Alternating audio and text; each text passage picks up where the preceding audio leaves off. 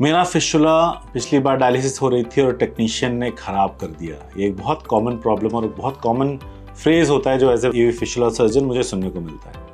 ना ये मैं भी जानता हूँ, आप भी जानते हैं कि शायद उस फिस्टुला में कुछ इश्यू था और उसमें कोई इंटेंशन नहीं थी और उस दिन प्रॉब्ली आपने पंक्चर करके यू सेव द डे। लेकिन कहीं ना कहीं पेशेंट को ये समझाना कि फिस्टुला अपने आप में या टेक्नीशियन के पंक्चर करने से ख़राब नहीं होता है।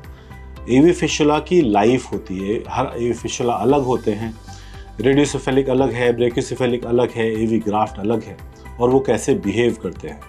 किस फिस्टुला में बार बार एंजियोप्लास्टी की ज़रूरत पड़ सकती है, किस फिस्टुला की लाइफ कम होती है, किसकी ज़्यादा होती है।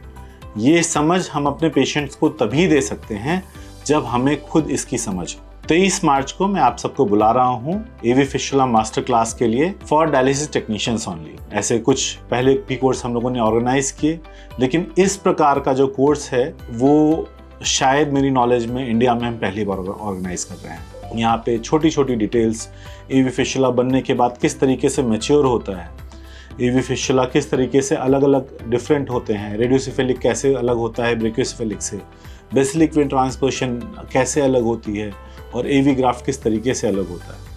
एवी फिस्टुला को भी रेडियोसेफेलिक को अगर पंक्चर कर रहे हैं या ब्रेकियोसेफेलिक को पंक्चर कर रहे हैं तो उस पंक्चर में क्या डिफरेंस होता है, किस तरीके से आप एवी फिस्टुला एग्जामिनेशन के पॉइंट समझ सकते हैं और कैसे आप उसको सिंपल स्टेथोस्कोप बेस्ड एग्जामिनेशन से फेलिंग फिस्टुला को टाइमली आइडेंटिफाई कर सकते हैं। Please come and join the workshop and send your details at the given number. It's free for dialysis technicians from across platforms.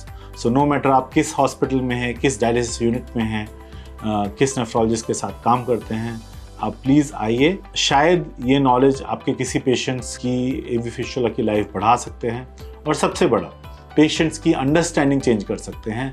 अगर आप उसी नॉलेज को उनको टाइमली दे पाएंगे तो उन पेशेंट्स की ये अंडरस्टैंडिंग चेंज हो सकती है कि शायद इस टेक्नीशियन ने ख़राब कर दिया वर्सेस ये टेक्नीशियन इस फिस्टुला के बारे में इतनी समझ रखते हैं कि वो फिस्टुला को ख़राब होने से पहले पहचान सकते हैं। Thank you and I will see you on 23rd of March.